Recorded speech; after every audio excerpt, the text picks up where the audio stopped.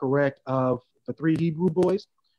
How does that honor make you feel? With all the other guys that you're singing with, it's a privilege? I mean, it is a crazy privilege, because to me, it's like a privilege to be able to try to attempt to continue the Hawkins sound. Oh, stop! You can sing, brother. To continue the Hawkins sound, because we want that sound, because it's so unique and powerful. We're trying to continue in the Hawkins sound, but with the more contemporary music and stuff like that we do. So it's like we look forward to it, man. A mantle or a trophy. We're trying to keep going to other generations. So yeah. And it will, and God is going to allow it. Thank you for your input and your insight, and giving us a little bit of studio time with what it was like to work with Bishop Hawkins. And look forward to hearing more from Progeny and you as well, man. All right, thank you. Oh, we're coming out soon. Thank you. Oh, we ready. Uh-huh. Going back into the hat of love. Yeah, Mary's gonna get you for real. And speaking of Mary Catherine. Speaking of, I saw that. We have the next question from the hat of love, or the love hat rather. Miss Minister Mary Catherine Cross. Mary, are you there? Hey, no dogs hanging out in your hands? No dog laps today? Louis, there are four in the living room, and Louis right here looking at me, so he's being good. All right. Hey, Louis. All right, Mary, this is a more up and close and personal type of question. You've served with Bishop Hawkins for a long time, as long as that I can remember, and Love Center Ministries. What is your most memorable thing about working so close with Bishop Hawkins on a daily basis? Hi, everybody, and thank you for this opportunity. It is hard to cram 25 years of the most memorable into a few sentences, but I'll give you slight background, and then I'll move on through it because of what I would love. Well, you got 4 minutes, so you can do it. You don't want me to talk fast like this. Know what I think. But first of all, I moved out here from St. Louis. I was hired as the office manager, which is a privilege anyway. But I came from a corporate. I've been working in corporate and offices from the time I was 15. And so I came out here. Sometimes you always think, okay, I'm coming to be God's great blessing to wherever I'm going, as you don't really think about what the blessing is going to be for you. So I came with a corporate kind of come across, which kind of worked in the office, but kind of didn't. And it certainly didn't work in terms of the way Bishop worked. But in terms of, and I thank God for that, because it changed my life in terms of my come across in terms of what I portray and the representation of the ministry. But I wrote down 4 things that are the most memorable, and in terms of his character. First thing is that he was not what most people think when you think of a pastor. In fact, most people didn't know he was a pastor, certainly didn't know he can preach, and that he was a phenomenal teacher. But you think of pastors kind of like pulled up and whatever. And so, I'm in the office, and here comes pastor in some jeans, a shirt, and a cap. Sometimes it'd be backwards, But he was a person, he was genuine. There wasn't a pulpit persona and then at-home persona and then an office persona. He was him all the time. He was genuine, and there was nothing pretentious about him at all. If you met him, you met him. And being with him for so long, because we became very close in 25 years, I never heard him introduce himself as Reverend Walter Hawkins, Minister Walter Hawkins, or Bishop Walter Hawkins. Introduced himself as Walter, which means that somebody that's very, very secure in who they are. And you can, in watching him, it's like, this is how believers should walk. Regardless of the title that you have, but to represent genuinely the kingdom. And he wanted so much for the Lord to be pleased with his life and what he was doing. That was his main focus and his main concern, was that God would be pleased. But can I interject with quick, because you said something that was amazing. Deep. He what you said, it was like that he was just consistent, Mm-hmm.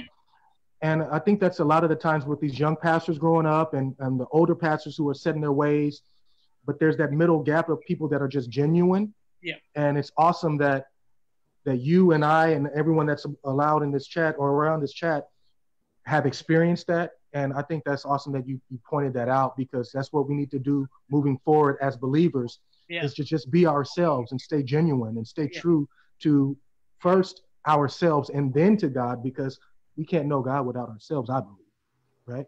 That's the perfect witness, is being yourself and showing, living out who Christ is in your life. And absolutely. Thirdly, his great love and concern for people. He would put people before himself. He was the most giving person I ever met, to the point it would make me mad sometimes. But he would give and give and give. And he would never lack. But I learned how to give and be more open to everybody's not trying to, even if he knew people were trying to scam him, he was still concerned about them. You know what I mean? He didn't say, that's on God. I'm going to give. And a great quote from Mr. Horsley said, you can give your way out of poverty. It's the truth. And then the last thing, which was very important for me, Bishop Walter Hawkins was a visionary. And when you are working for a visionary, you don't always see what they see. And so we would go places looking at buildings, and you say, so and so and so and so, you see that? And I go, I don't see that. But then what the Lord told me, the key thing is I'm supposed to see the back of his head, because that means I don't have to see anything, but follow a visionary. To be aligned with a visionary, because it made everything exciting. Nothing was ever stale. Nothing was ever, he was always looking for the next thing.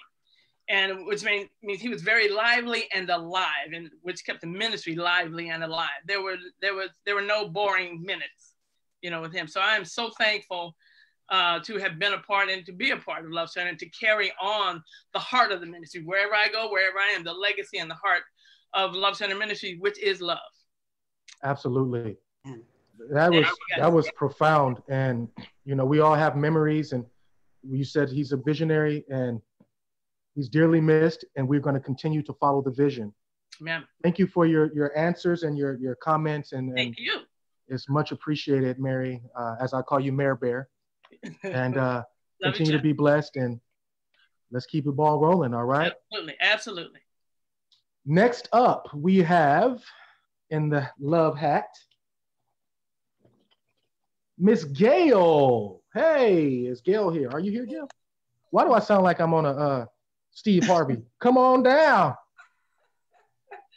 Gail, are you there? I'm here. How you doing today? I'm doing great. Awesome. Yeah. So I have a question for you. You come from a family that's grounded, and you do music, and you've sang in several choirs. Mm-hmm. Now, out of all of those choirs that you've sang with, what musical skills have you acquired from Pastor Hawkins, and what do you apply most when you're performing for God's people? There are several things that I will mention. In singing, I've been, like most of the panel, I've been in music for as long as I can remember. Right. And being in Chicago and singing with some choirs, the thing was gritty, yeah. Singing hard and loud, to move the people. And part of Love Center, before I actually joined Love Center, I've always loved the music, and I was Bishop Hawkins' voice. There was a song that he did, All You Need Is Christ. That was way, way back in the day. And Pastor had a range, out of this world. And that song it did something for me. And I was like, ooh, one day, I want to sing with that choir. At that time, I don't think it was the choir. I think it was probably the group, maybe the family. Yeah. And so then the Edward Hawkins Music and Arts Seminar was formed. And I think the first conference they had in San Francisco, I attended. And those of us that attended were so enthused, decided, wow, we want to have a chapter in Chicago. So when they came to Chicago and I sang in the choir, that's really where I got a chance to meet Bishop up close and personal. And then not knowing a few years later, when I moved to California, I love the music, but I came to be a looky-loo and for the music to the ministry. Way to be honest. to be honest. I did. And, you know, I was waiting for the music to start when I got there, and boom, the word and feature. And I was like, oh my God, this is added. Right.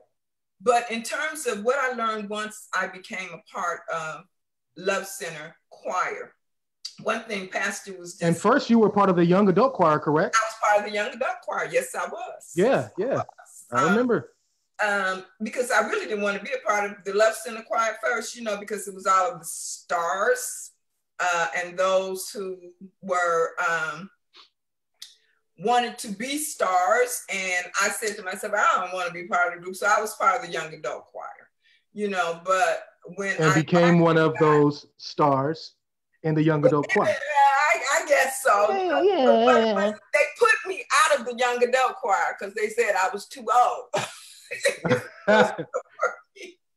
And so, and Pastor said to me, no, you're going to sing with the Love Center Choir. And one of the things was blend and pitch, sounding like one voice. The pastor was really hard on that. And again, singing in choirs, you know, it wasn't about blend and pitch. You know, it was about who could sing the loudest and blaring it out. And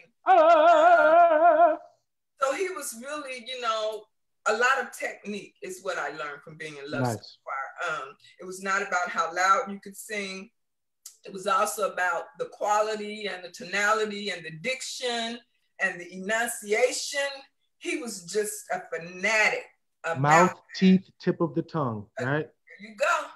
And so I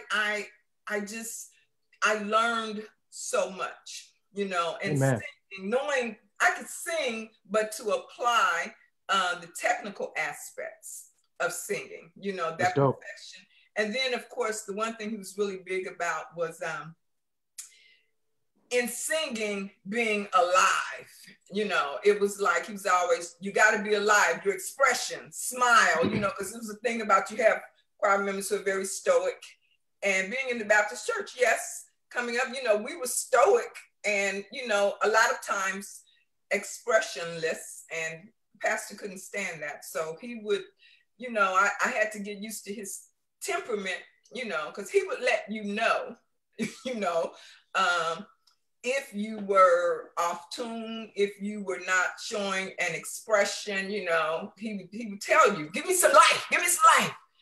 So, and then the biggest thing was in singing the message, being sure that, you know, those in the audience, we were not just singing to be singing.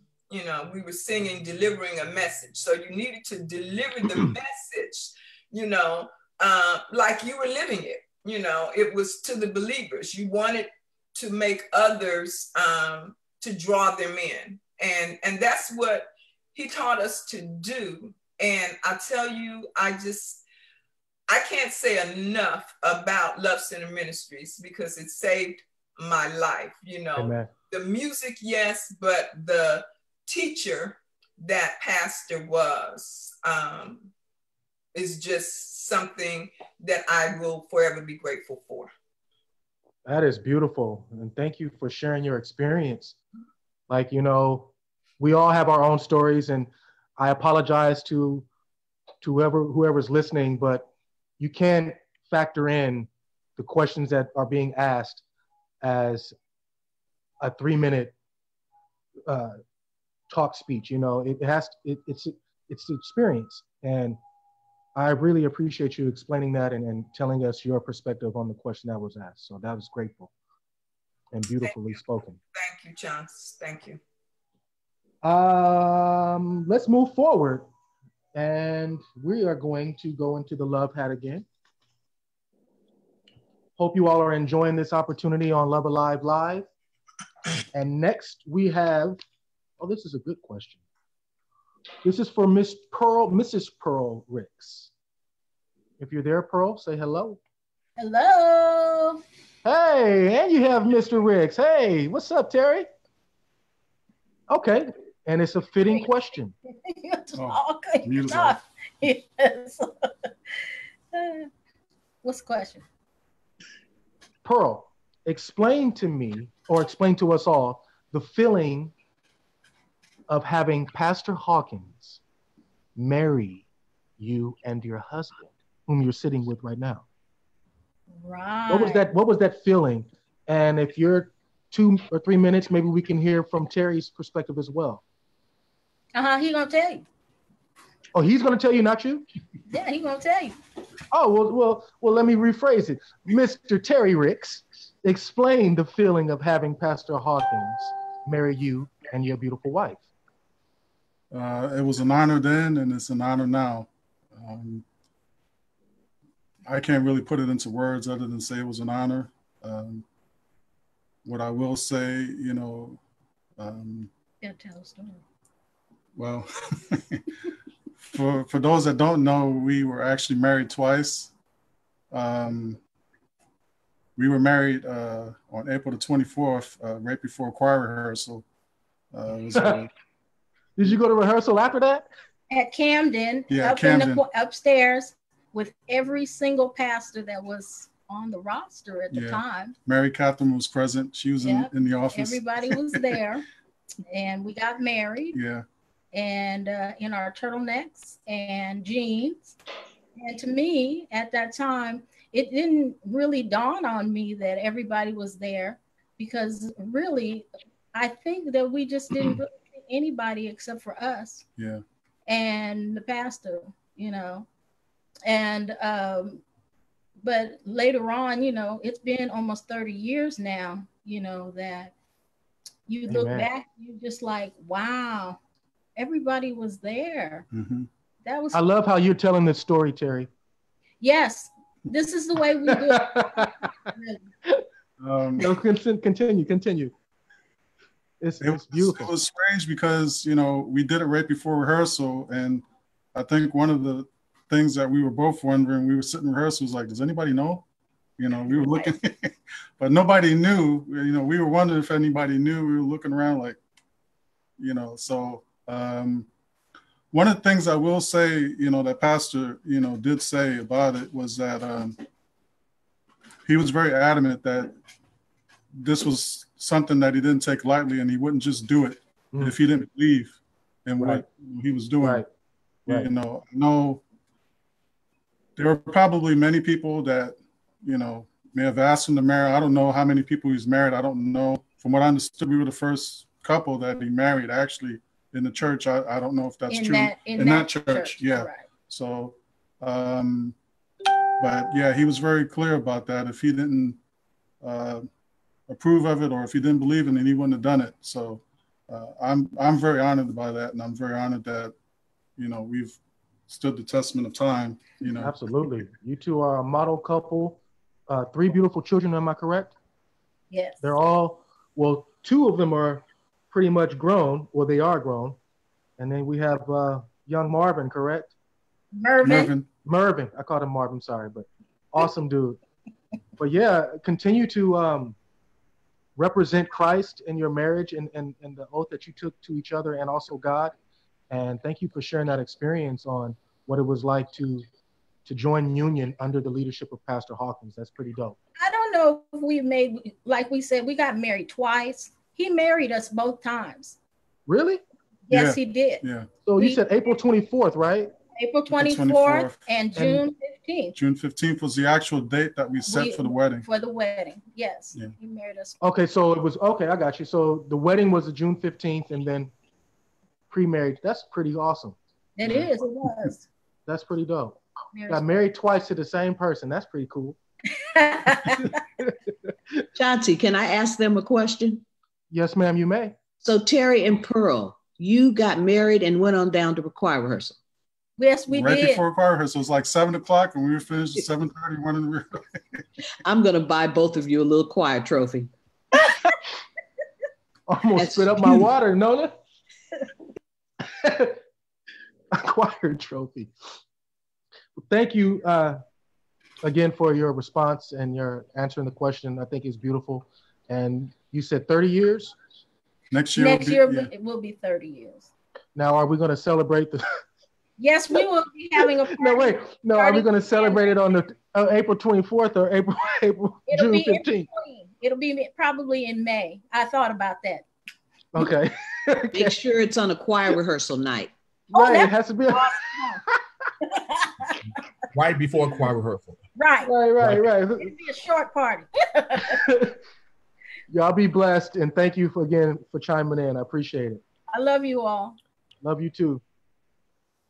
All right, we're gonna go back to the love hat and see who we have.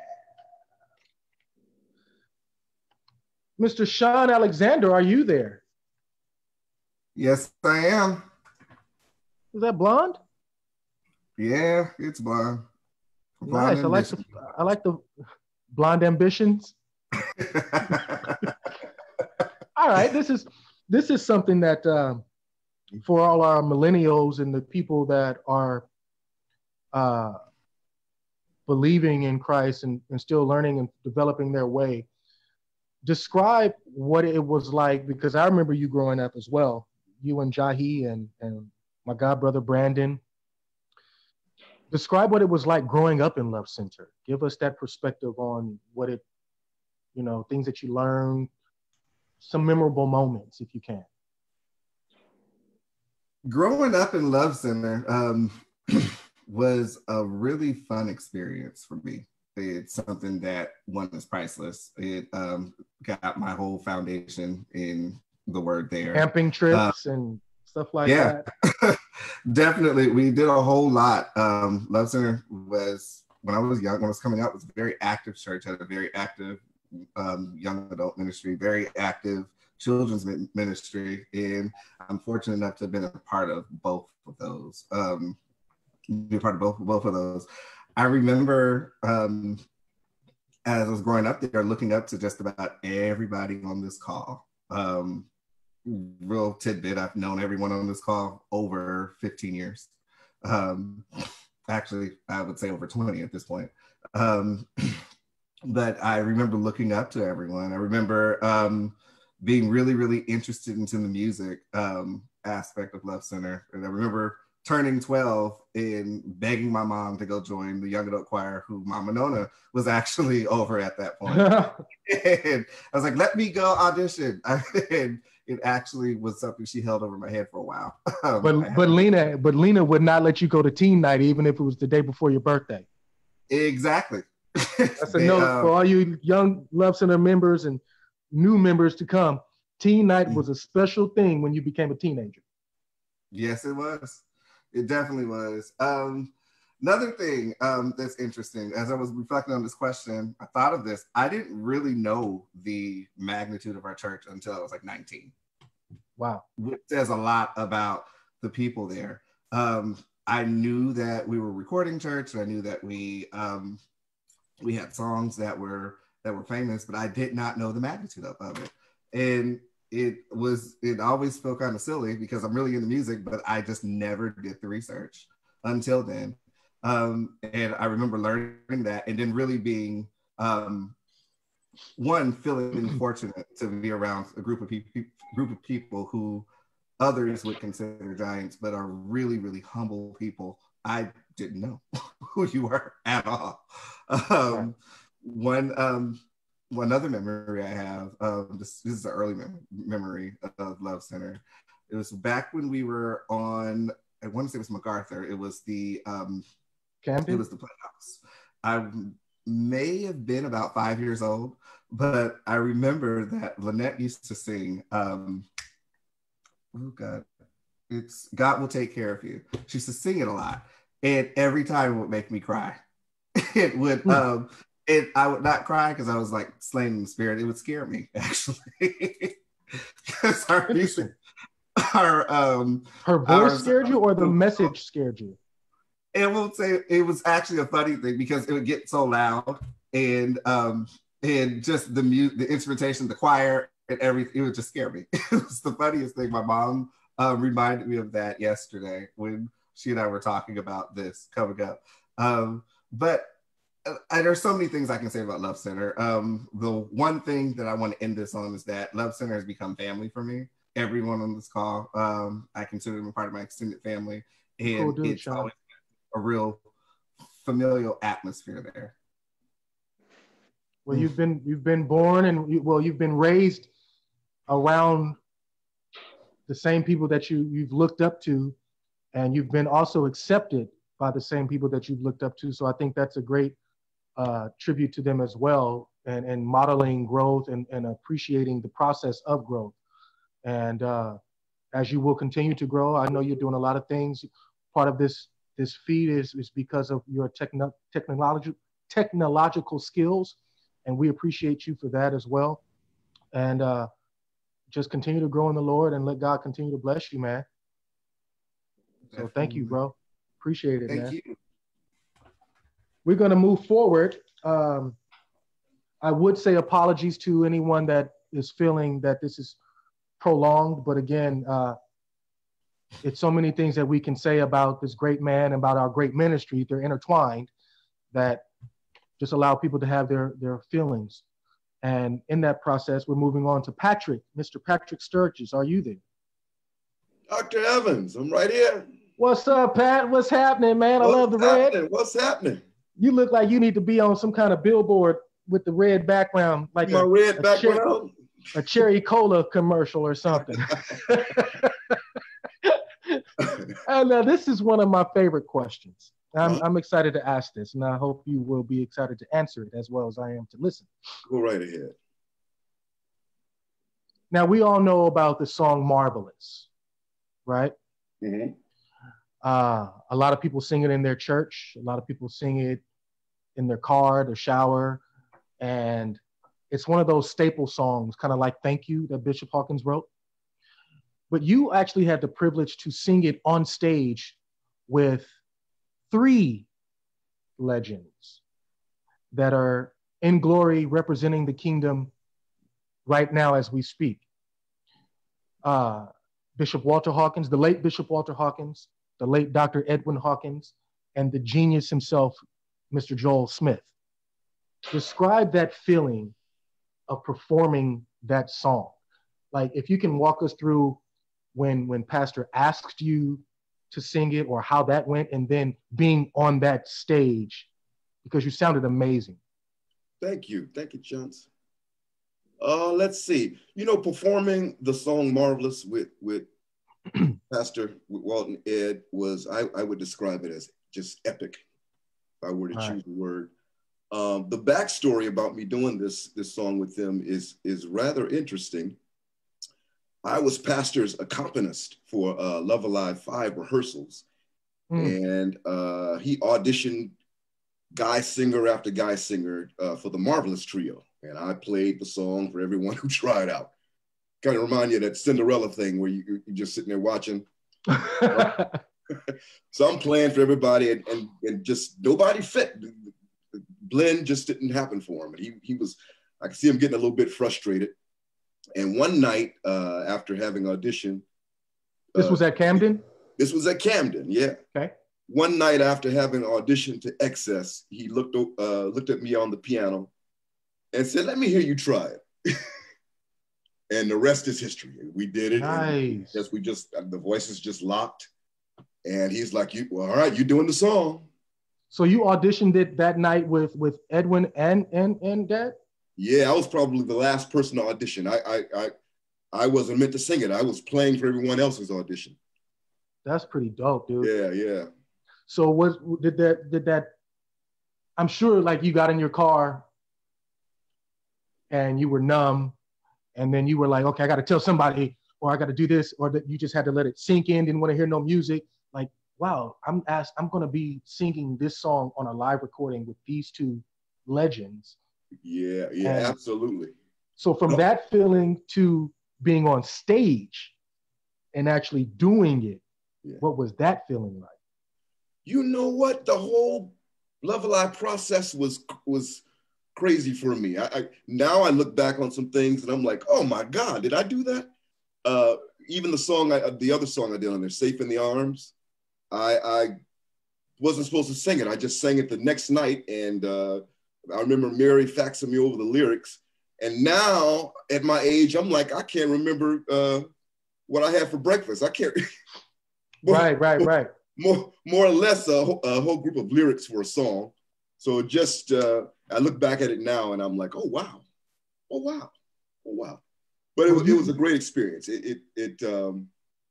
Oh my gosh, just in hindsight, even those rehearsals with him are moments that I'll cherish forever. And just you have a particular rehearsal that you want to shut about rehearsals? Just pretty much at rehearsals, I would say I felt a pressing obligation to play his music as he had penned it, and to just deliver on the truth of the music. You know, if you played something he liked, he would affirm you in some way. And on the contrary, if he had no problems offering correction, musical correction, and I appreciate that. If the what I was playing didn't match what the singers were doing, he'd stop you. You know, that's a nice. Sometimes it would be gentle. Sometimes it would be like. Sometimes, yeah. We had our little rare moments of clashing, but what I would say about Pastor, he had the innate ability to see in you what you weren't able to see in yourself. As I think Mary said, again, a visionary. Yeah. And sometimes when you look at a visionary, they see things before we even are born, possibly, or we even attempt to look. You know, exactly. It's kind of like we're sitting in the car and you ever had the parent put their arm over you when they have to come to an abrupt break, like that's going to be a seatbelt. Yeah. But we looking down and it's like, oh, let me stop. No, we need to do this, you know? So that's dope. And if I'm not mistaken, you are still one of the current members of Progeny. Yes. I'm talking to you like I don't know you, but for those who don't know, Progeny, as Mark Brown said earlier, the best is yet to come. And you are a maestro. You are a gentle spirit. I thank you for being consistent. You have that consistent gene and attitude about yourself that you stay, as Pastor would do, you stay straight, you stay pristine. And I enjoy working with you, talking to you. You're like a big brother to me, man. And yeah. I appreciate it, dope. Chelsea. Always love, man. And thank you for giving us some insight on what that feeling was, because again, Marvelous it's a staple song. It's sang all over the world. Everyone knows it. Yeah, you know?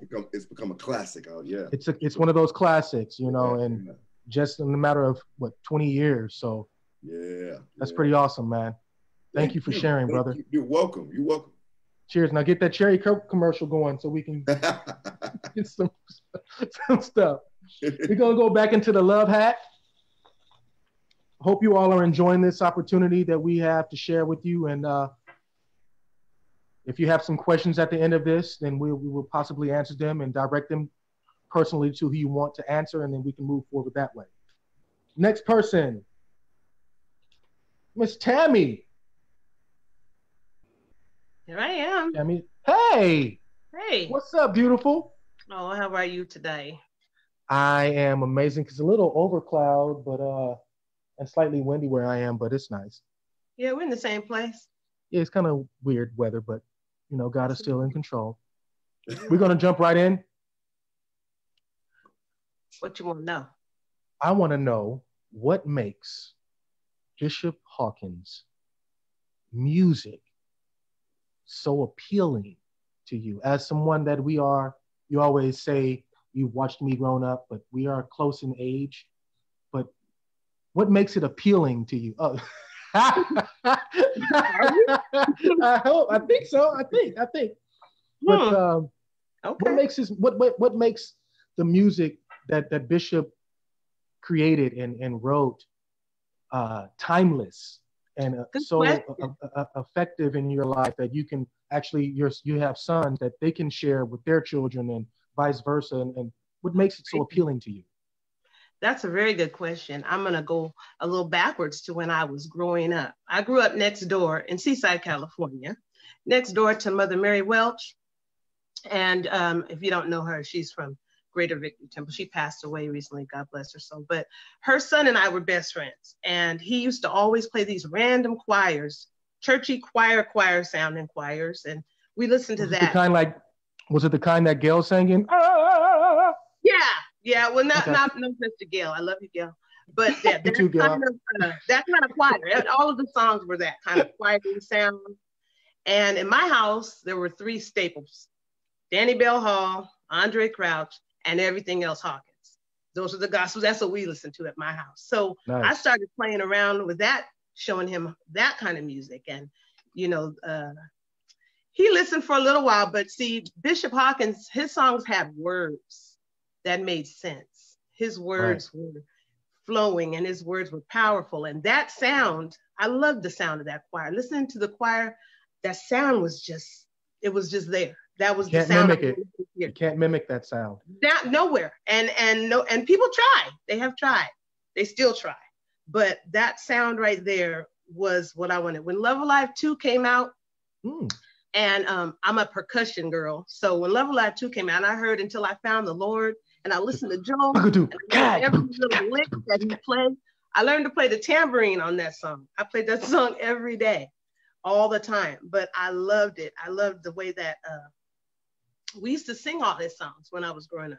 My mom, she used to sing, and she still does. And we still do as a family, have our family time singing together. I got my nephew doing it, you know, but I grew up singing that kind of song, and I was always wanting, I wish I could sing with that choir.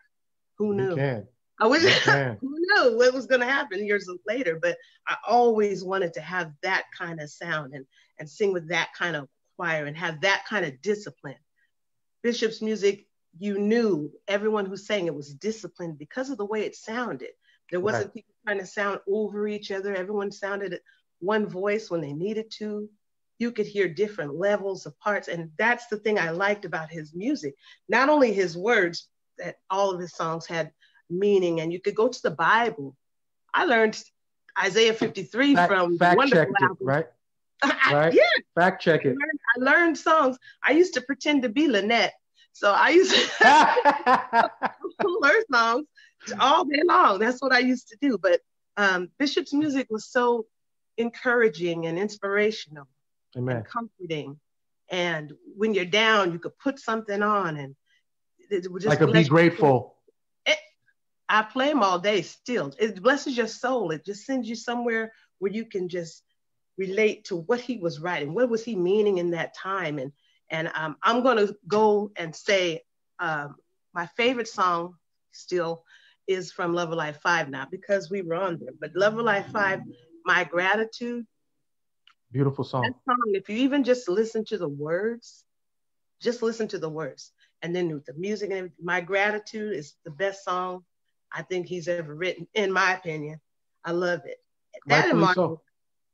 Rightfully so. And for all you all that are listening out there who may know about the Love Alive series, she just dropped a nugget, My Gratitude. It gets overlooked, but one thing that I know personally is that Pastor Hawkins was big on lyrics. And as Mary Catherine said, he lived the lyrics that he wrote about. It wasn't on a pulpit platform, but it was in his car. It was having a cup of coffee, you know. But My Gratitude is an amazing song, and it's actually a Thanksgiving type of worship to the Lord. But just thank you, you know. It's a worship song for saying, God, I give you my gratitude. That's beautiful. People sing them all the time. They sing Bishop songs all the time. Everywhere you go, you hear someone or some church singing the songs. His songs minister to everyone. They minister to everyone who plays them, people who hear them, people who I can't recall, but I was watching something on television a while ago, and it was Bishop Hawkins. He popped up on there. They were talking about something. And I'm saying this is a regular TV show that his music was playing in the background, but people don't know, you know. When I met him, I was a child, but I'm thankful that I met him, that we crossed paths, that he was not only my pastor, he was a wonderful teacher. For those that don't know, he was the best teacher. And he was also my friend. And I'm thankful that I had a chance to know him and that he loved me as much as I loved him. Amen. Amen. He's still with us. We're going to move forward. We still have a couple more guests. I think we have a few more questions, but we're going to get through it. Tammy, thank you for your time, and thank you for sharing your experience with us. That's beautiful. Thank you. Our next person right now is Brother Antoine Tony Timmons. Are you there, brother? Yeah, I'm here. All right. What's up, man? What's going on, Chance? Is that a Ice Cube T-shirt? Today is a yes, good sir. day. Yes, sir. All right. Good day. You should wear that at night because it says was, but today is a good day. Well, we're gonna jump right into it. And this was and is to come. Oh, come on. The shirt ain't God. That shirt ain't God. But his goodness is everlasting. Come on.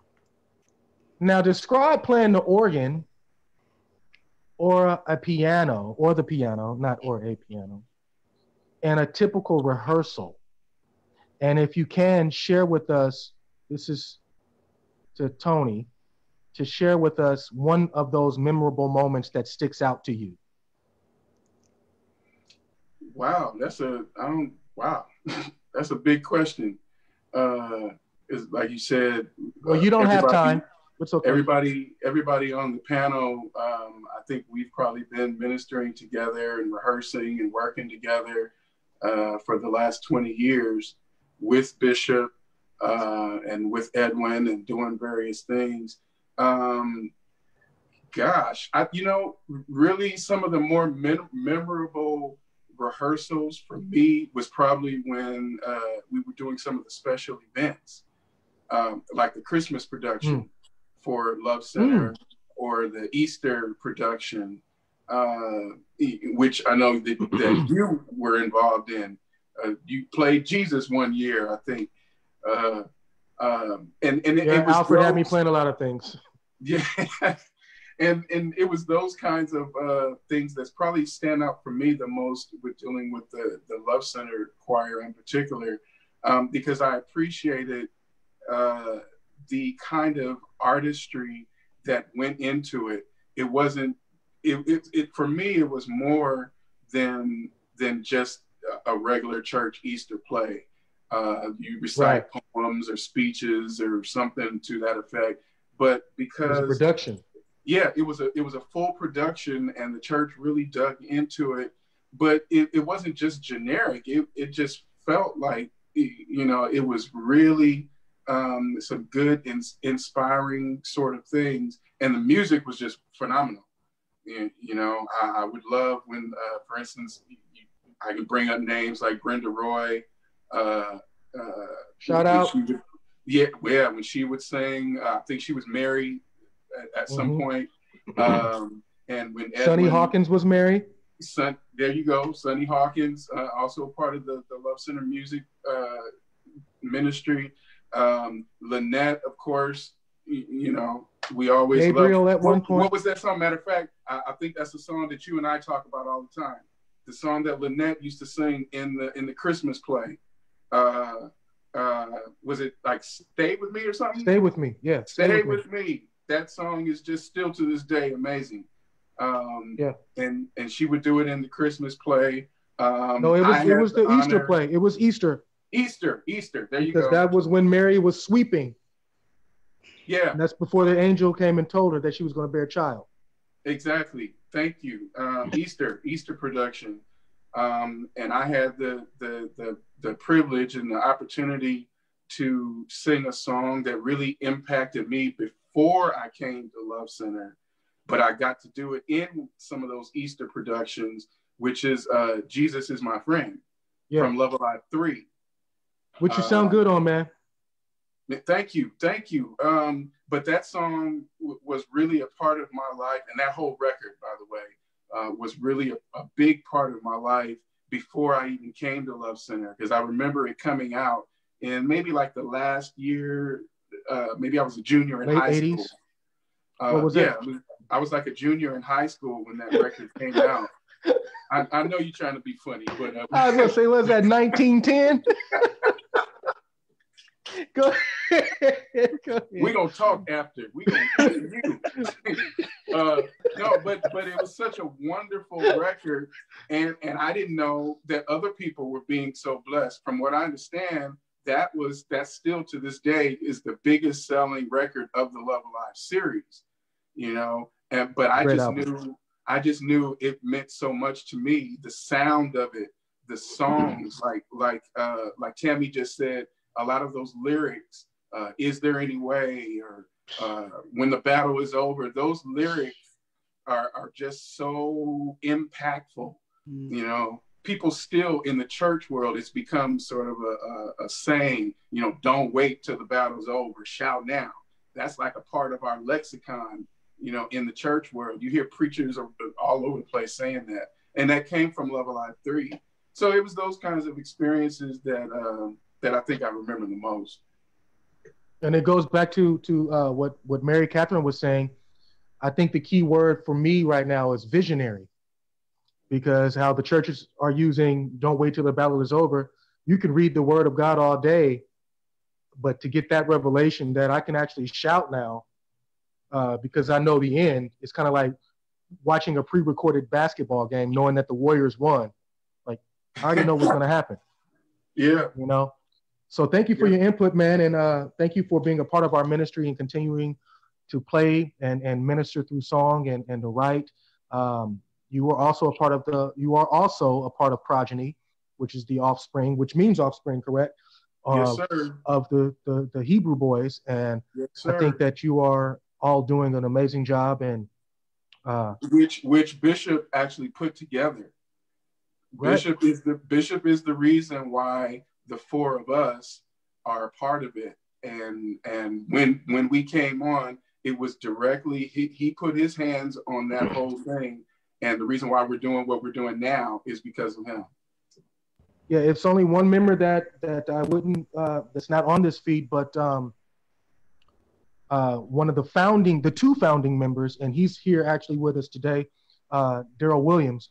But yes, we also want to give a shout out to Liddell Otis Kemp for being one of the founding members too. Yes, sir. Deli. Yes, sir. A founding member. You're right. Yeah. You're right. We're gonna move forward, and the next person that I see right now is Miss Cynthia. Hello. Hi, lovely. Hi. We're gonna jump right in quick. Okay. Not quick for your answer, but what is one of your most memorable travel experiences being with Walter Hawkins? There's so many. But I think one that more than anything and that I witnessed over and over and over was how his music impact people when we were on the road. And, you know, they would testify as to where they were at that time in their life and how the music saved them, literally saved them. There were some that was on the brink of suicide. Nice. You know, not nice, but he would inevitably do like altar call, you know, after each concert. And just to witness the power of God, you know, to move through him and see souls that were saved and lives that were changed.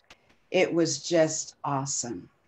And I was just so grateful, you know, and honored to be a part of that, you know. Even to this day, when I hear a Hawkins song, it speaks to my spirit. It speaks to my soul, you know. But to witness the lives that his music, you know, it changed and the impact it had on the world, you know, it was just phenomenal. And I was grateful to be a part. That's simply put. That is beautiful. That's yes. Awesome. Yes. That's awesome. Yeah. And I'm sure that he enjoyed having you a part of his amazing alto section. Yes. And it's an honor for me to still watching, you know, everyone that's on this panel, watching them as I grew up, but to still see you faithful and committed and still have that beautiful smile on your face. Thank you. And it's a privilege to that ministry saved my life. It literally, it changed my life. It saved my life, you know, and I will forever honor Bishop. You know, he was a phenomenal man, preacher, songwriter, musician. Just he was just awesome, and I'm grateful for the experience. Okay, I appreciate that. We have about, I believe in the Love Hat, we have about 3 more people, and then we'll take it'll be a little general Q&A for whoever wants to chime in, but let's try to bring it and limit it to 2 minutes when we have the general Q&A. So moving next, we have Brother Daryl Williams. Hi. Oh, you there? What's up, man? Nice. I love your smile, man. Yeah. So infectious, man. You can make a dandelion turn into a sunflower with your smile, brother. It's good to smile again. I promise you. Amen. Been praying for you, man. Thank you. Been praying with and for you, brother. Amen. One of my favorite songs on Love Alive 5, This Is Me, it was He Made a Way. It's kind of like the Walt Disney of gospel type of song. Explain the emotions behind singing that song and then being paired with also another legend, yes, Miss Shirley Miller. Yeah. So explain that drive. Well, I started approaching it technically, you know. I wanted to get the lyrics right. I wanted to get the notes right. And the manager of the family at the time said, and don't mess it up. This is a great opportunity. So I had that stress of making sure it was right. You know, I understand that what everybody was saying about pastor's tenacity and his standard. And so I really wanted to make sure I did it right, you know. But as a lyricist that he was, it became a testimony. The lyrics, then my life began to burst forth first inside of me. And I knew I wasn't the same. With new eyes, I saw myself so differently, even though outside some things didn't change. Yeah. That was incredible. The first night I did it technically to make sure it was right. And all of a sudden it hit me. It's like, I got to go sing my testimony to all these people. You started to live with them. Yeah. I mean, interpretation is a standard across all genres, whether it be jazz or the blues or gospel or R&B. But to really, really, really understand a song, if you really understand it as a gospel artist, it becomes sometimes difficult to get through it because you really know what you're talking about. And so that second night, the technical part was fine. And I almost couldn't contain myself because as I sang that song, but the work inside made me like a new man. You know, like, who writes this? Was he listening to me the whole time? Anyway, that was my experience from going from a technical approach to a spiritual approach. His lyrics were that powerful. And if you had an opportunity to sing them, you were probably one of the luckiest people on the planet. And to sing it with Shirley Miller at the Paramount 2 nights in a row. Phenomenal. I'll never forget that experience as long as I live. I remember him calling me. So he called to ask you to do it? Well, no. I remember after it was over, he called me to say, you know, Brother Daryl, do you want to come in and fix anything? I said, nope. If you like it, I love it. I don't want to mess it up. Because I did it from my heart, you know? Right. But to go back a second, we were in rehearsal at Love Alive 5 on Camden Avenue, and we were very, very clear about absenteeism and late and all that kind of stuff. Pastor didn't play that. And so we were allowed maybe 1 or 2 absences, you know, for the 5 or 6 weeks we were rehearsing. And you had to have a valid excuse. So that particular rehearsal, I missed that one rehearsal that Pastor actually led the song, Jesus Made a Way. And I was like, doggone it. Now I don't know what. So, but luckily, and I hope song is gone. Yeah. I said, luckily, my friend Liddell was there and he recorded it for me. And he called me and said, fool, you better listen to this. And just to get what the song was doing. And I listened to it. I'm thinking, like most people, well, what do you need me for? What is that? I can't do that, you know. But it gave me something to reference, you know. And again, Phil, the manager of the family at the time, the late Phil McGee, said, Daryl, this is a great opportunity. Don't mess it up. Dr. Phil McGee. Put a doctor on his name. Exactly. And so all that with Shirley Miller and the whole thing. And Shirley and I only rehearsed it one time. Wow. One time in a little room down the hallway on Camden Avenue, one of those little classrooms. And he was like, okay, y'all fine. And but again, I started with that technical thing, thinking I need to get it right technically. So it's, you know, but that song got me together like you would not believe. And it was almost difficult to get it through the second night because I couldn't believe that this was what I was saying to everybody. And yeah, it was a great recording. Yeah, I did it in one take, but that doesn't change the fact that it blessed me so to this day. It really does. And it's one of those secret songs on the album you don't play. It's not a number one. It doesn't really matter. He didn't write songs and write hits.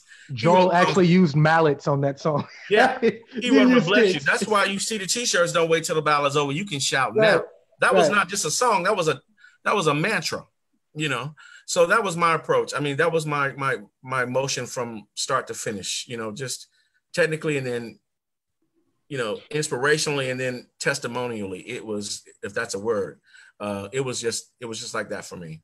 And you put your great Bing Crosby. I had the honor of playing for Daryl on that song. Yeah, I was gonna say, Pat, you played on that too, right? That helps too, you know. That helps too. I could have played it, but you know, they wasn't about the album, amen. But I'm grateful to God that you put your good Bing Crosby and Frank Sinatra on that. I'm grateful to God to have had that opportunity. You know, I can say that I really learned a lot. Just in approaching a song. Yeah, you get the technical stuff right, but you really have to feel it. You have to have and he meant that. He meant that you're going to understand this song. You're going to interpret this song. Not for Let Jesus Made a Way, but any song he brought to us. And he was very adamant about that. And so I'm grateful to God that I had the opportunity to work with him. He was a phenomenal pastor. He was a phenomenal teacher of the word. And he meant what he wrote, period. Absolutely. Point blank. Absolutely. So, yeah, that's my short version. And again, you are also one of the members, and I'll let you go. You are also one of the members of Progeny. Yes. People that are watching and listening, stay tuned to Progeny. That is the word offspring. And you are one of the founding members of phase 2, which is now geared into Progeny. And again, shout out to Mr. Liddell Otis Kemp. We're thinking about you, bro, and praying with you. And and that was a trip too. For your on that note, that was a trip really quick. We were singing for fun. We sang for his birthday one year, you know, as a group, phase 2. And after that first concert, he came to us and we were having just a little social fellowship. He says, you guys got to get serious. This sounds good. It's time out for playing and just deciding when you want to come to rehearsal or not. He's like, you're going to have to do this for real. And I'm going to make you do it. And we were like, oh, okay. So I guess I'll go get some water and come to rehearsal on time. And I thank him for that because he saw, as you guys have said, he saw something in us that we didn't even know. Visionary. Yeah. So, but with that, I think you and Progeny need to put on some Nikes and just do it. Okay. We're waiting. Yes. We're waiting. Amen. We're going to move next on to, we have 2 people left. We're going to move next to Minister Rusty Watson. Hey. Rusty Watson. Rusty, are you there? I'm here. How you doing, man? Happy Sunday. Happy Sunday. Your resume speaks volumes, and everyone loves you all across the world. And it's nothing a lot of people could say bad about you, except that you dress bad. Yeah, depending on who you ask, right? But I do have a question because you were very close to Pastor Hawkins. What was it like? This is a weird question too. Because you are in fashion and you've done like stage plays, what was it like being the stylist for Pastor Hawkins' solo debut project? A lot of people have seen that cover and seen the inserts and things like that. He's looking dapper and fly, and that's because you helped create that vision. What was that experience like, and was it nerve-wracking? And you know, what was that like? I'm Rusty. Did you say that? I said, to say the least, Tom Rusty. Exactly that. Exactly that. You know. As I gave him the blues. I know I did. Oh my God. You just brought back a memory on that. We'll talk about that offline. Okay. But to answer your question, Chauncey, most people know me for my music, and it's my first love. But fashion was my first career. Funny story. My father said to me, he loved my musical giftings, and he said, but the church people ain't gonna pay you nothing, so you need to go get fashion and get a career in fashion. So I did, and I went to FIT in New York, and didn't graduate. I left there because I got a job eventually at Neiman Marcus as a fashion consultant, and that turned into a 4-year career, and that began my fashion career. So my fashion career was well underway when I met Edwin, and because I met Edwin first, and then he introduced me to Pastor. And I eventually came to Love Center because Pastor Hawkins prophesied to me and told me that's where I need to be. And if I didn't come to Love Center, if I didn't move to Oakland, I would be disobeying God. So I moved, and here I am 37 years later. But that particular photo shoot was for his A Song in My Heart album, CD project, and eventually the live video that we did later on. And Bishop Hawkins was a jeans and t-shirt man, and then a suit and tie man. Nothing in between. It was either jeans and t-shirts and sneakers or suits and ties. And he had wonderful suits and tie and shoes. And so when I approached the photo shoot, I approached the shoot as a recording artist. And so when I started pulling the clothes for the shoot and the combinations, he was like, "Child, I ain't wearing that." I was like, "Yes, you are." He said, "No, I'm not." I said, "Yes, you are." He said, I'm a bishop. Well, what I'm gonna look like wearing leather pants and all that foolishness?" I said, "You are a recording artist, and for this shoot, we are shooting Walter Hawkins, the recording artist." And I said, "Now we'll do a couple of shoots with a suit and tie because you'll need them for other promotional reasons. But for this shoot, it's going to be shirts and ties. It won't be shirts and ties. It'll be ensembles." And so we went down to the desert just south of LA to do the shoot on location. It was me and Latef, Sylvester Finley is his name, James Edmond and Tony Mathieu.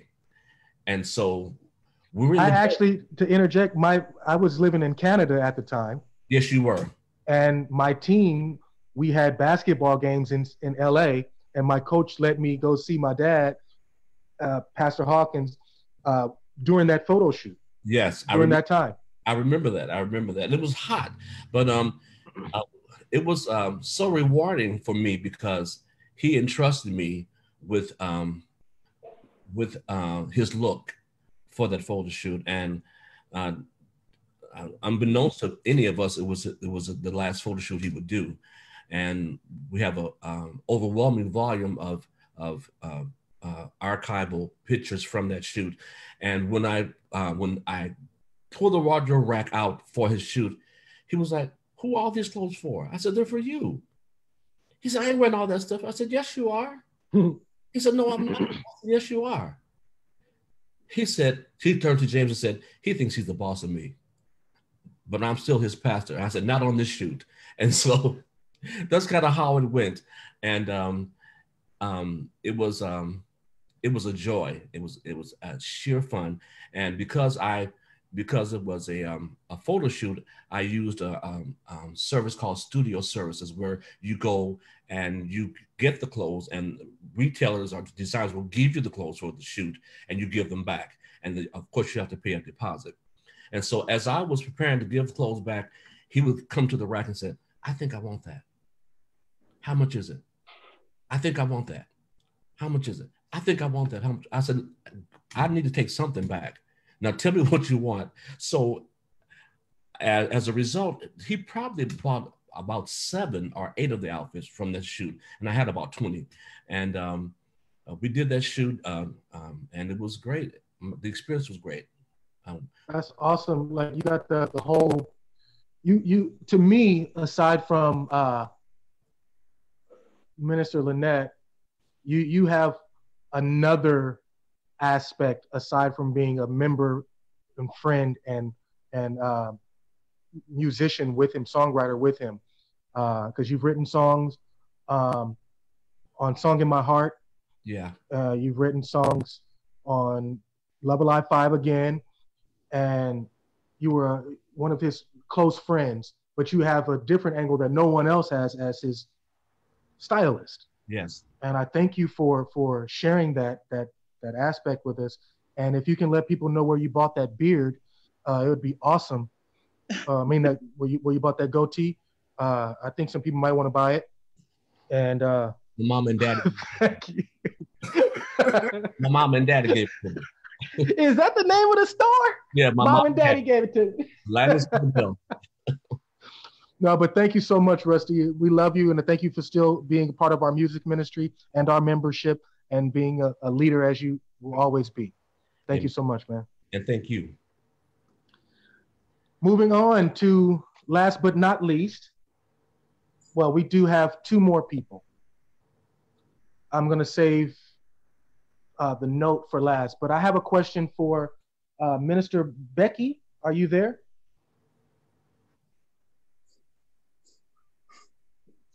Minister Becky, are you there?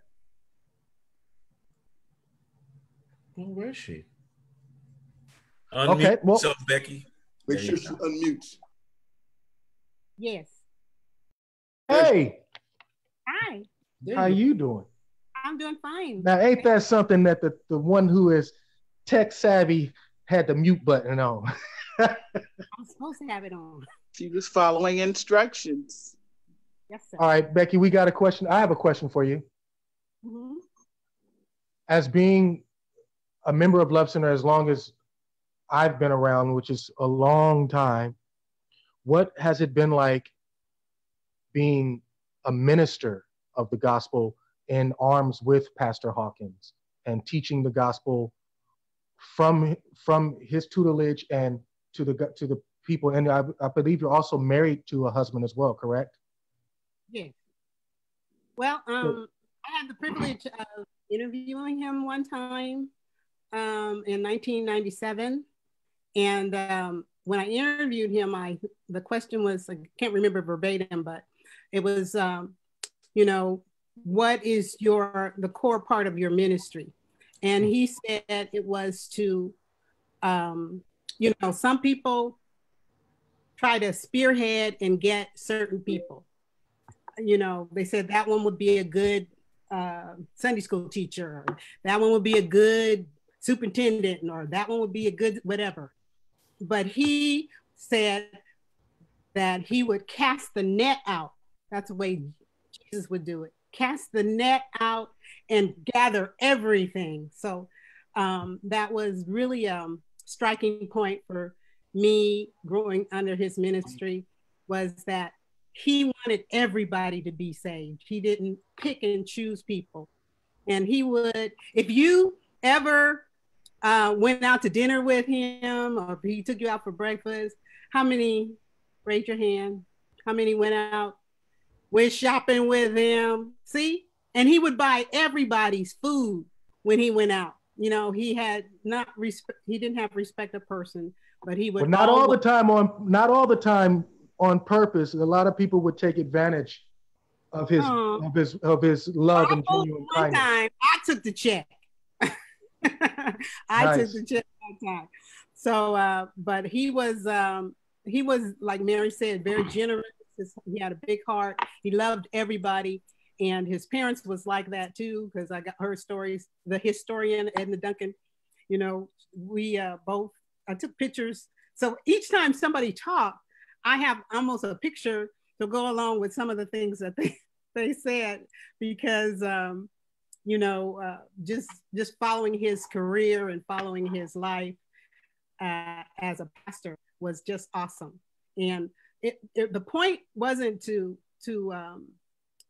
just show the ministry. The point was, like, if you look at some of the YouTube channels, you'll see how people's testimonies, people were affected, the impact that he made on people. People were affected by the ministry. And they would say, I was in high school and I couldn't get out of bed, and I put on that song, and that song would lift my spirits. And just different testimonies. Amen. Again and again and again. And especially when he passed away, we had a book maybe this thick of just testimonies of people that were moved by his ministry. So I can go on and on, but I'll keep it short. That's just it in a nutshell. Miss Becky, I appreciate all that you do for our ministry currently. From being one of the ministers to also being one of the leaders with our media department, and just countless hours, and also the truck with the I forget the name. Someone can help me. Dignity on Wheels. Dignity on Wheels. Yes. That just speaks volumes, not only to me and to everyone else on this panel, but just to the lives of the people that are really in need of it. And you know, I appreciate you. That was a derivative of him also. You know, he cared about people, go out to the park and feed people, you know, in the early days of the ministry, you know, and that was his whole thing. It was about reaching souls. So, you know, we can never forget that. Great representation of our kingdom and our Father, Lord Jesus, and also Love Center Ministries and Bishop Hawkins. So thank you for your input. If I can butt in here, because it's just burning in my heart. Go ahead. After you spoke, Becky, I just pictured Walter back. I call him Walter, he's my brother. Back in the early days,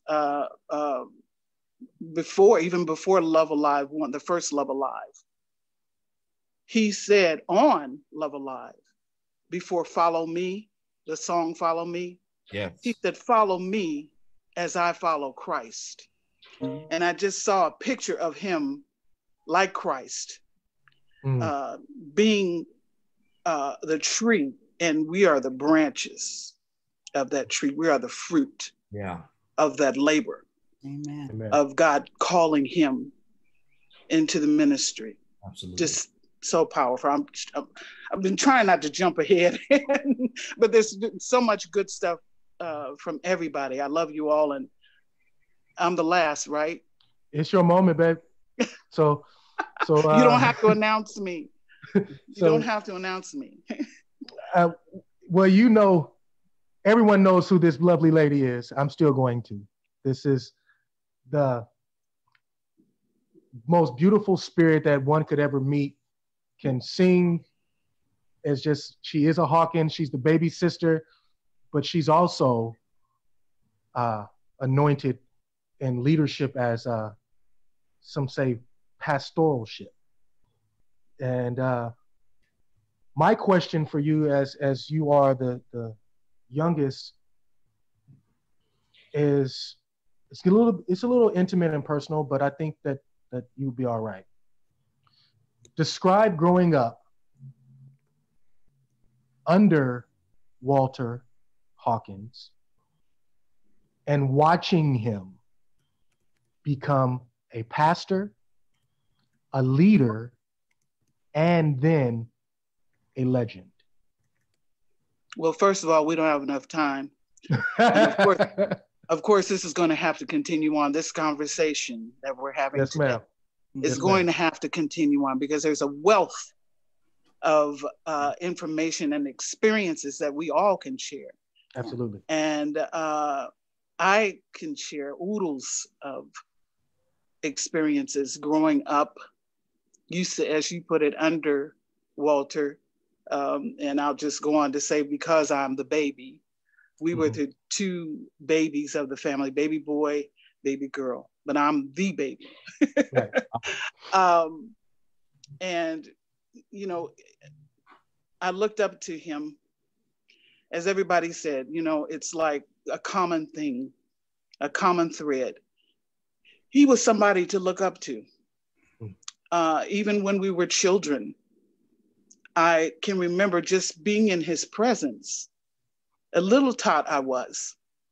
Being in his presence, I just loved for him to be around. And of course, we were closer because we were the two youngest. And even though there was a 5-year difference between he and I, we were still closer than our older siblings. And I just loved when he would grab me by the hand. Mama would cook every day, and there was always something she forgot from the store, an ingredient that she needed, or 2 or 3, because sometimes we went to the store 2 or 3 times for the same meal. But he would grab my hand and take me to the store with him. And as we would walk down the street, he would start singing. And not to the top of his voice, but singing loud enough for others to hear. And I would get embarrassed. And I may have even said to him a couple of times, why don't you bring it down? You know, don't sing so loud. He didn't care. He would just continue to sing, hold my hand, take me to the store with him, on the way back singing. You know, it was precious to me. I looked up to him as my older brother. And he, as most of you who have spent any time around Walter, you know, he has a, comedy side? Comedy, yeah, we laughed a lot. And my whole family is silly. But we were really silly. We were really silly. We watched the Three Stooges together. Me, Daniel, and Walter watched the Three Stooges together. My mother hated it, but we would just be in tears, rolling on the floor. But he was I'm trying to find the right word. He was very bullheaded sometimes, very stubborn. And I remember one time he said to me, I hate when Daddy goes shopping for us and buys my clothes because he always buys them way too big. Well, you know, my dad did that because we were poor, and he did his shopping in advance. Discount place out of Chicago for all of us, and bought all of our clothes 2 or 3 times bigger, so that they would last, because he knew we were going to grow. And so, you know, we all hated that. We hated the shoes, the bucks that we had to wear, the girls had to wear, hated all of it. But I never had the nerve to say that. And he said it to me. And so I'm like, I'm going to tell Daddy. He said, well, go ahead. I said, I am going to tell him when he comes home from work today. I'm going to tell him. He said, I don't care. Go ahead. So when Daddy came home, I told him. And so he said, Odd. Now, for those of you who don't know, Daddy gave us all nicknames. And Walter's was Odd because he was the odd number of children. He was number 7. And so he said, Odd. He said, you want to buy your own clothes? He said, I tell you what, you can start buying your own clothes from now on. And Walter said, I will. And I think he was something like 13, 14 or something like that. And I was like, ooh. And so he got jobs, odds and end jobs, and in particular started playing for churches. And I think he was at the age of maybe around 14, 15. He started, if I remember correctly, started playing for church and making his own little money and started buying his own little clothes. And then that attitude he had was like, you know, he wanted to protect me too. Oh, this is a good one. It must have been pre-kindergarten for me. And I told Walter I didn't want him to ever leave the house without saying goodbye to me or kissing me and hugging me before he left the house. Well, this particular day he did. And I was just upset. I asked Mom, I said, where is he? Did he leave it? She said, yeah, he just left. I tore out the house, ran down the street, and called him, Walter, Walter. And he was like way down the street. And he turned around and came back and hugged me and kissed me. I said, before he did that, I said, you didn't hug me or kiss me and say goodbye. He said, I'm sorry, baby. He hugged me and kissed me, and I was fine after he did that. But he had to do that for me. And he was such a protector. When I did start going to school and he left for junior high, he came back for some reason this particular day to visit some of his old friends that were younger than him. And I knew he was coming. So I told him about this guy. I didn't call him a bully back then because I didn't really realize that I was being bullied back then. This just came to life for me recently, and freed me to be able to say that I was bullied. But this guy used to pick on me all the time. And so I told Walter, and he said, point him out to me. Where is he? So poor thing. And this particular day, he hadn't done anything to me, but I told Walter, that's the one that's messing with me. And so he took the boy and pushed him up against the fence and started thumping him in his head. Said, "You leave my sister alone." I was like, oh Lord, I felt so bad because the boy started crying and everything. And I said, oh, I lied today. I lied on the boy and got him in trouble. Well, between Walter and Daniel, I was always the cow's tail. I was always getting them in trouble because I wanted to follow them and do everything that they did, you know. Shout out to Daniel. Yeah, Danny. But from playing in the churches, that's when the music, I won't say that's when it began to build in him, because I believe it was building way before that. But he started putting groups together. And there was a group called the Praisers of God, which I can't remember all of the members, but Carol, my oldest sister, was a part. Margaret Branch, and incidentally, the song Changed that Tremaine leads, he had written that song way back then. This was like mid-60s. 13, right? Yeah, is that what he told you? Yeah, he said that was his first song he wrote. Yeah, that was the first song way back then. Yeah. You know, and that was the first time I heard it. And I believe Marguerite Branch, who was one of the Edwin Hawkins singers, led that song.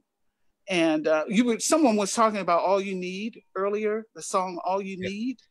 That song is yet powerful. Every time I think about it, let alone listen to it, it just gives me goosebumps. Just that beautiful tenor voice, that powerful anointing that was on him. My oldest sister Carol had left the church. And that song, they did a concert, I think in Sacramento, the Sacramento Fair or something like that. And she was just boo-hooing. And that song brought her back into the fold. Amen. And so I don't want to take up a lot more time, because I tell you, I can rattle on. There's so much that I would love to share with you. We will definitely be doing this again. Absolutely. But to add in what you said, just because it popped up in my brain, Mary Catherine said he was a visionary. And for him to write the song Changed at such an early age, and then to hear Daryl say, describe his experience with singing, he made a way. With new eyes, I saw myself so very differently. To have that awareness and understanding about who God really is and what God did in him at that age, that he changed my life complete. And now I see, it's a lot of people that's 50 that don't have that awareness that their life has changed. That was a revelation at that time because of the church that we came out of. All we heard was doom and gloom, and you going to hell. You either going to heaven or you going to hell. Yeah. And there was no talk of being eternally secure. Right. They didn't like, and some of them still don't. Right. But the word of God is true. Yes. And you gotta read and study the word of God and know it for yourself. Yes. Absolutely.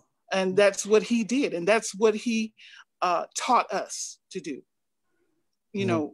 Just don't just go off of what I'm telling you. Read it for yourself. Read it for yourself. Let the Holy Spirit minister to you. Yeah. Let him talk to you personally. And that's how I came to appreciate him, Jesus, being my personal savior. Personal savior and Lord. I learned so much from that man. I heard all of you say that your life, or most of you said your life was changed. Coming to Love Center and being and even though I am a sibling, I could tell you some stories of some things that I have been through in my life that I know there was nobody but God that brought me through. And this ministry helped to save my life, and to keep me from going off the deep end. Amen. So God had his hand on Walter Lee Hawkins. Yes, he did. He had his hand on him. He just like I described earlier, I see him representing Christ, you know, and we being the fruit on those branches. I want to preach, so let's end it here. You said something that I remember when I was in school. I was getting hit to and fro from all of these theological opinions, and I would call Dad and I'd be like, Dad, what does this mean? What does this mean? What is it? What, blah, blah, blah, blah, blah. And for him to be who he was, but also still a student, if he didn't know something, he would not fluff it. He would say, I don't know, but that's a good question. Let me study this. I have to call you back and let's study. And it was not, I was sitting, it wasn't like, and I'm sure a lot of you all have the same experience, but it wasn't that you were sitting around waiting aimlessly for a Santa Claus to come and drop off a bike. He would call me back and say, well, actually, if you turn into Philippians, I think this is what they were talking about. Or if you go to Titus or whatever, and they'd be like, wow, not only are you my dad and my father figure, but you keep your word and you follow through. Yeah. And integrity. That's dope. Integrity. That's dope. Right. You know? Yeah. Integrity. Yeah. And when because all of his music, and I'm repeating what I actually stated in my pre-message before Jesus Christ is the Way, that will be aired again today. He wrote out of the word, his experiences were based on the word of God. Yeah. His everyday life experiences were based on the word of God. He brought the Lord showed him scripture to support what he was trying to share with the people, to encourage the people, you know? And so when he would bring a song to me to lead, it was so, I mean, words cannot describe how it was sitting beside him at the piano, and he would start singing it to me. And it would like go deep in my spirit, in my heart, and it became my song. And that's what he would say to me. I want you to take this and make it your own. Think about your experiences and make it your own. And when you do that, the power of God, the Spirit of God wells up in you. And when you're sharing it with the people, it's like it overflows to the people. Yeah. You know, it's so awesome. So awesome. Yeah, and we'll end it with this. We're not going to end it because I do have two general questions for whoever wants to answer, but I'll share. This moment is about you all and your experience, but I will say what you just mentioned, Lynette, about his music being from his experiences. I remember two occasions, and I was riding with Dad. We were on our way to Camden, actually three, if I can be brief. He picked me up at Camden because I would go and practice and play the drums, and he took me to this lot, which is now on 88th and MacArthur, and they had built these homes. And he picked me up, my cousin Tev and Paul, where we were playing baseball, and he took me to pray for it. He said, this is going to be where the new church is. God gave me a vision of a church that's going to fit this. And we are in the hatchback truck. We go and pray. I'm like in my teens. I'm like, what is going on, Dad? You just picked me up from playing baseball, seriously, to pray? Visionary. We didn't know that we were going to move to Camden. But back to the music thing, I remember asking him, what made you write Is There Any Way? And his response, he thought about it, and he was like, you know, I was at my low. I didn't know how I would make it. And God just gave me those lyrics. And to move forward on his solo album, when I asked him, I think the name of the song is, it's the last one. What is it? All I Know? Yeah, I believe that's the I said, yeah. What is that? Where are you when you write? What makes you to write this? Like, who writes that? And he looked at me and he was like, I don't know. And that's how he left it. And that was just like, wow, God can still give us revelation that we can still present to people and still don't know what that revelation is, but it's pure and it reaches, so many believers and non-believers. So I can go on and on and on, but I'm not. This has been emotional, but also fulfilling. I'm appreciative to have the honor to know you all and to know him, but also to be able to moderate and mediate this whole conversation. We're going to move forward. Whoever wants to answer, we'll take 2, maybe 3. Make it brief because we're going on about 15 minutes. We want to be done. So quick. What is your favorite Love Alive album? And what song on that album sticks out? Whoever wants to shoot. Love Alive 3. Love Alive 3. I Love You, Lord. I Love You, Lord. Why? Oh, yeah. I don't know, something about that for waking me up, starting with that minor chord. Doom, doom. Okay. Bishop Flunder and Pastor, just that synergy they had vocally. Nice. That'll make you drive off the road, John.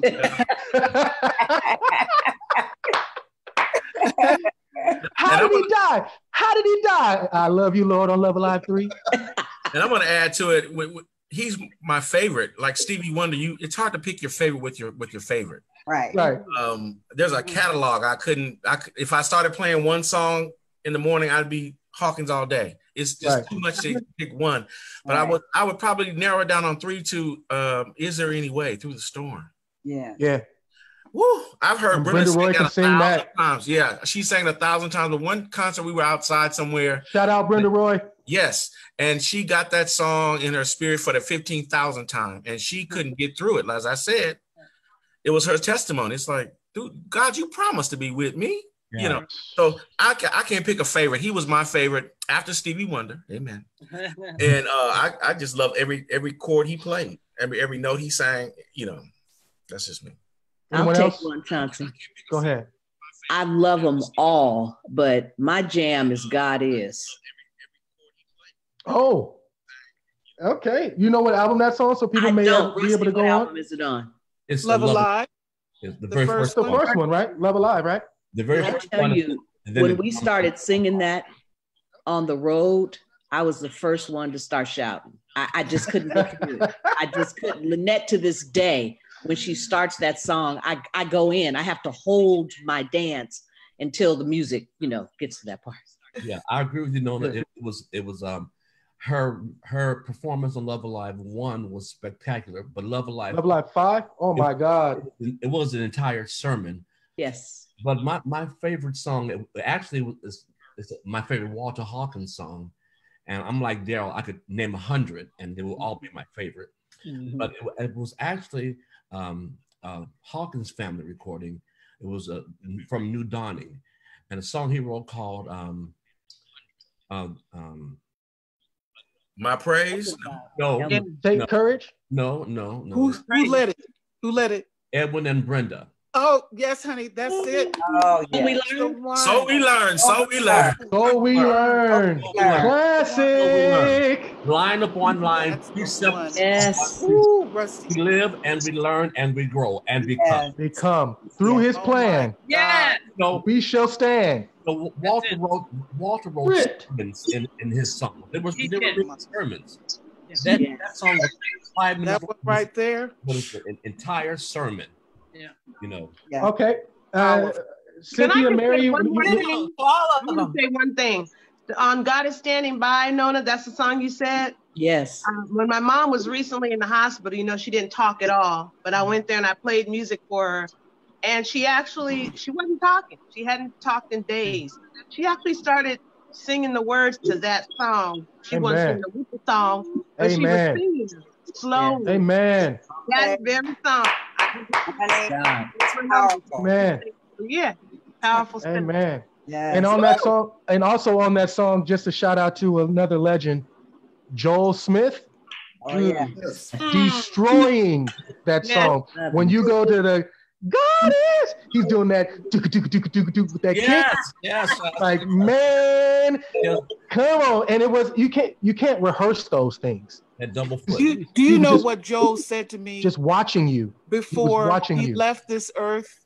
He told me, he said, Nat, he said, God has been speaking to me. He said, I'm coming back to church and I'm going to help you. And you know, people who have left here along with, like Joel, said similar things and then they left. It would tear me up because I would ask God, well, why? Why would they say that and then leave? You know, but I believe, you know, as I keep living, that it is to generate some more enthusiasm and some more excitement about what's coming. Yes. One pause real quick. Antoine Timmons, can you please put your phone on mute because we keep seeing you while you're driving. All right. Hearing you. Please put it on mute. Thank you. Finish, Lynette. Can I share this little tidbit that keeps coming to my brain about Walter when he was instructing and teaching and encouraging you to go forth in ministry and singing? I remember being on the road with the family the early days, and I would get hoarse a lot, and because my adrenaline was just up, and I was just up practically all night, you know, acting silly and carrying on until I learned, you know, you need to just rest even if you don't sleep. But he told me after that concert, when we came off the stage, I didn't give my all because I was hoarse, because I couldn't sing like I wanted to sing, you know, or like I thought people wanted to hear. You know what I'm saying? And he said, Ned, he said, don't do that. He said, give yourself over to the message. Give yourself to the message and sing the message. People don't, if you sing an alternate note, you know, learn alternate routes. It doesn't matter if you don't hit that high note this time. It doesn't matter. Give your all, give yourself to the message, and people will receive it. If you pull back, they're going to pull back. Yes. You give, they're going to receive. Yeah. And an example of a singer that he would often use would be Gladys Knight. And when I was younger, I was not into Gladys Knight like he was. But I would hear him say, she's a preacher. She knows how to deliver a message. Yes. And I want you to pay attention to that. Wow. You know, so it became more of delivering the message. And that's my message to singers today. You know, ever since I learned that lesson. Singers, listen. Lend yourself to what God has spoken to your heart about what you're delivering. What do you want people to know? It's not about how pretty you sound, how wonderful you can sound. It's you delivering that message. That's where the anointing, the power of God comes in through you. And that leads us to our last question that I would like everyone, we have about 7 minutes left that we want to get done by 5 o'clock, but I think Lynette started it off with, I don't know if she knew it, but the next question, the last question that I have, although there are plenty more, if everyone can say one memorable moment or one memorable thing that Pastor Hawkins spoke to them personally that you will never forget. If you can share that with the people that are listening, we'll start with whoever wants to be the first. I know it's going to take a little bit of churning in your mind, but whoever. Well, I'll start. Mine is actually kind of funny. When we were in Japan on tour, I opened up the show every night with a Kurt Carr song, "The Lord Our God is Strong and Mighty." You remember this, Net and Patrick? And there was this little riff that I was doing every night, and I just thought I was getting it, right? And so about the third show, before everybody was walking out, Bishop pulled me into a kitchen and said, "Hey, you know that little riff that you do at the beginning of such and such?" And I said, "Yes, yes." He said, "Don't do it no more." The musicians cannot follow you, so don't do it. Do you remember that riff? Do you remember that riff? I had to go out on stage and sing the song. When I tell you I gave nothing extra, I was so I will never forget that. It was a Catholic choir girl, just straightforward. I said, the Lord our God is strong and mighty. That's comedy. That's comedy. Ooh.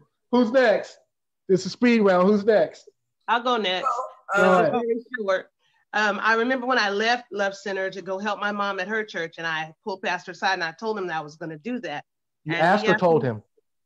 I told him that I was going to leave the church to go be at my mother's church and help her out. And he did his whole look, and then he said, well, baby, when you coming back? You know, they all come back. That's what he told me. They all come back. I said, yes, I know. And I will come back eventually. And he said, well, I'll see you when you get here, because this is your home and it's always going to be your home. Nice. And I remember him saying that, and that clearly is what Love Center is, my home. Yeah. So. Amen. Mm-hmm. And we love you, Tammy, and your mom too. Tell her hi. Yes, she's watching. Hey, Jackie. Hey, Mom. Hey, Jackie. Hey, Jackie. Hi, Jackie. Hi, Jackie. Pastor asked me to sing with Love Alive 5, and I told him no because I wanted to take pictures, and I'll never forget that. He was like, "Oh, well, okay then." But he wanted as many people on that stage as, you know, that wanted to be up there. So I thought that was really generous. Nice. Becky can sing, y'all. Yeah, okay. I know Becky's run from Camden. Right. And I didn't want to get stabbed in the back either. I'll tell you something. All right, who's next? Pat, is that you? I'll tell you something Pastor would tell me, and he probably told you everybody this when he would go out to his house when he's cooking, and he's cooking his sweet potato pie, and he'd have his big glasses on. He'd say, taste this. Right. Taste this. It's good. Had a sample pie. Yeah. Who's next? Keep it coming. Mary. I you know, Pastor would always give words, or I had him give words. I don't think he ever gave me a word from the Lord. And so I asked him one day, I said, where do you see me, you know, 5 years from now? He said, right here. He kind of made me like, you ain't got no deep vision for me. But then what he was really saying is right here with me. And so I have no complaints. I wanted something deep, and that was deep. That was, can we see the pup? Louie. Oh my What's up, Lou? Oh, Louie. All right, okay, enough with Louie. Who's next? Okay, I'll go. This is not something Pastor said to me. Well, we don't want to hear it.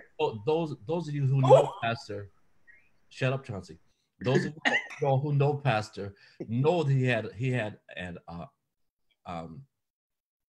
wild sense of humor.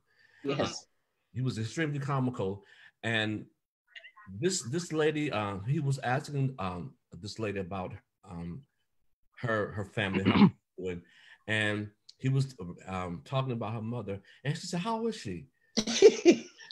And she said, "Oh, she died about 4 years ago," and Pastor fell out laughing. I'm telling you all, I got some stories for you. I got some stories for you. I keep thinking about writing a book with all this stuff. Come on, wait. Oh my God. Hey, Gail, go ahead, Gail. Let's stay professional a little bit. Go ahead, Gail. Pastor called me in his office, and he didn't really ask me, but you know, he told me about being a church administrator. And you know, it's funny because really I had been having, you know, dreams about this in terms of being a church administrator. And in the dream, I remember saying, not at all. And when he called me in his office and he said to me, you know, about being a church administrator, and I felt really strange. And he just said, "Oh, you can do it." And I'm looking at him like, he said, "Oh yeah, you can do it." And so we'll start such and such a day. And these are the things I need. And, you know, you can work with Mary and you can you know, he just went on. So I was just kind of taken aback because, you know, I'm not one of those people that you can just kind of tell they're going to do things.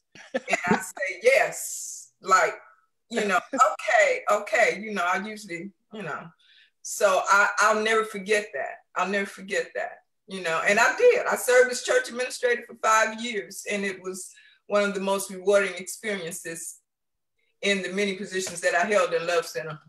Thank you for your service, and thank you for your continued service. Is Pearl there? Cynthia, Mark? Yeah, I just have one quick one. It was kind of personal. The first time I was engaged, and I, you know, talked to Pastor and, you know, tried to get his advice and everything. And he just flat out told me, he says, this is not the time. You don't have to do it. And I don't want you to feel pressured. Mm. You're feeling pressured, and this is not the time. And sure enough, praise God, hallelujah. He was right on, you know, and I thank him so much for that. 15 years later, I did in fact marry my husband. Amen. But that, cool breeze.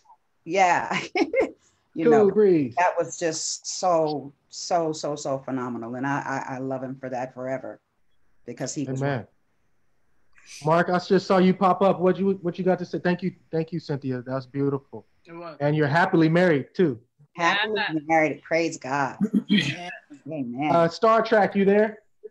I'm here. All right. One of my special moments that with him is that when I first started singing with the praise team, I was incredibly nervous because I didn't know what to do. But my first song was Holy is the Lamb, that Alita Adams song. Mm-hmm. And I sang it pretty straight, you know, soft and straight. And he went up to speak, and he said, you know, sometimes it doesn't have to be a lot of hollering, doesn't have to be a lot of bouncing. He said just a sweet melody, and he looked back at me and said, "Thank you." And that, yeah, that was touching for me in front of everybody, and I was like, "Oh Lord." Nice. Mm-hmm. Yes. We have anybody else? Sean. Oh, and Terry. That's funny. Pearl, Terry. Yes. Well, who's going to answer this question? I am. All right. All right. Most of you all know that Pastor was a music junkie, but during the time, I don't know if some of you may have known, but I was working at Leopold's at the time, and Pastor was one of my biggest customers. He used to wear Mary Catherine's nerves because he would come in and he'd buy so much stuff, but he loved jazz in particular. He loved a lot of Brazilian jazz. Sergio Mendes. Story that I had to share was I was actually fortunate enough to connect him and Nancy Wilson together. Nancy Wilson, she came to my store. Oh. I don't know how Pastor came up in that, but we were talking about something, and I mentioned that he was my pastor, and she knew him, and she knew Ed as well, and I was able to connect those two together, and they were able to reunite. Someone else that came through one time was Rance Allen. He came through the store, and it always made him very happy when I would call him and let him know. Fall out. Sorry. When I was able to connect them with different people, then from my transition from Leopold's was then to the Guitar Center. So, and that also wore out Mary Catherine's nerves because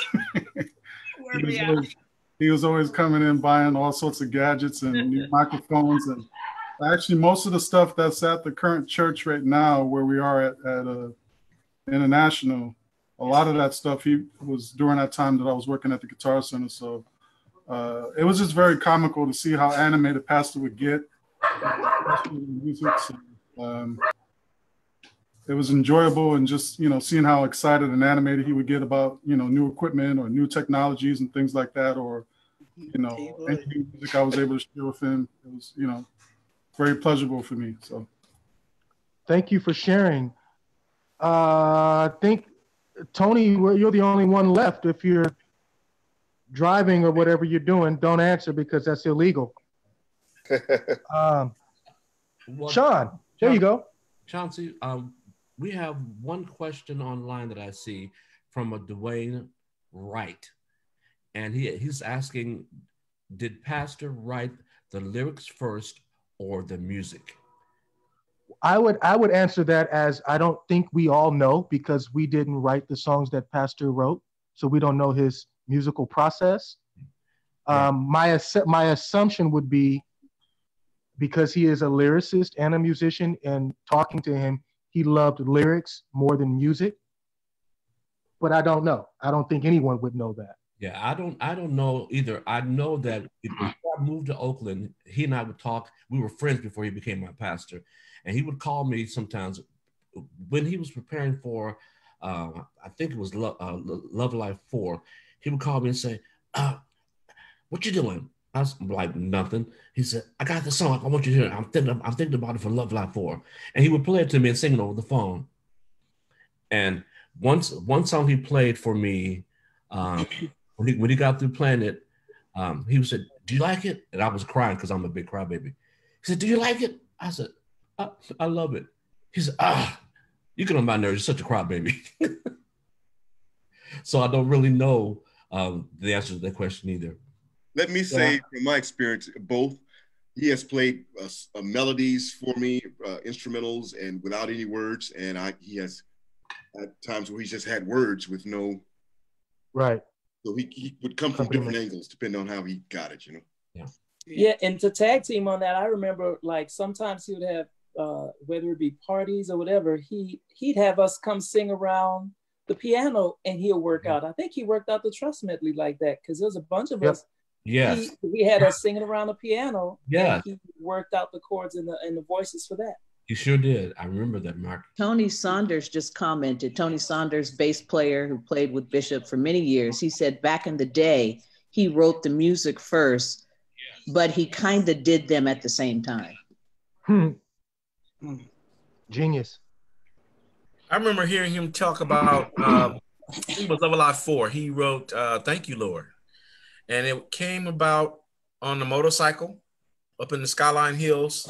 Can you imagine writing while you're writing a song? I mean, riding on a motorcycle, writing a song in your head just like you heard it when it was recorded. Those lyrics, tragedy or commonplace, you know. And it was around the 1989 earthquake. And all those lyrics came to him while he was riding a motorcycle. Right. So I am extremely thrilled. We can go on and on till the night comes up into the next morning, but I don't want to take any more of you all's day, and but I don't also want to cut anyone short. So if there is anything that anyone else would like to say in regards to either Bishop Hawkins or the Love Center Ministry, please say so at this moment.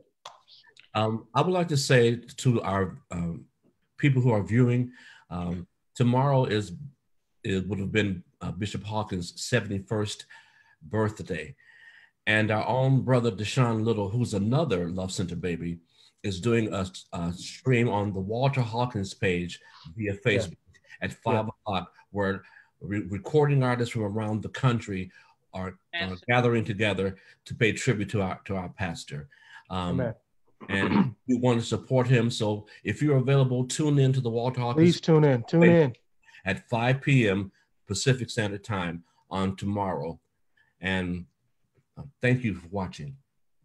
So I want to tell you all that was on this panel, thank you for giving me the honor and the privilege to ask you these questions. Thank you for your open honesty. Wonderful. It's just fitting and just right that we close this out with prayer and thanksgiving. And followed by that prayer, we're going to send you a love message about what we've learned and a song that Bishop Hawkins wrote himself, Jesus Christ is the Way. Yes. But Father, we want to tell you thank you. Thank you. We love you. We appreciate you for this beautiful experience, this beautiful day.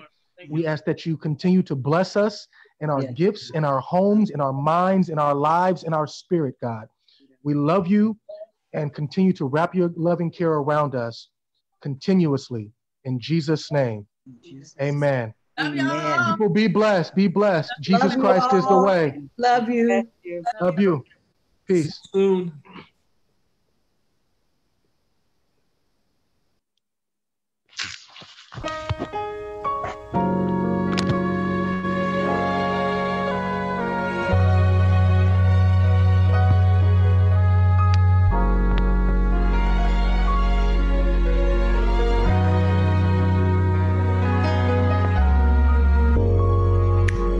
When I think about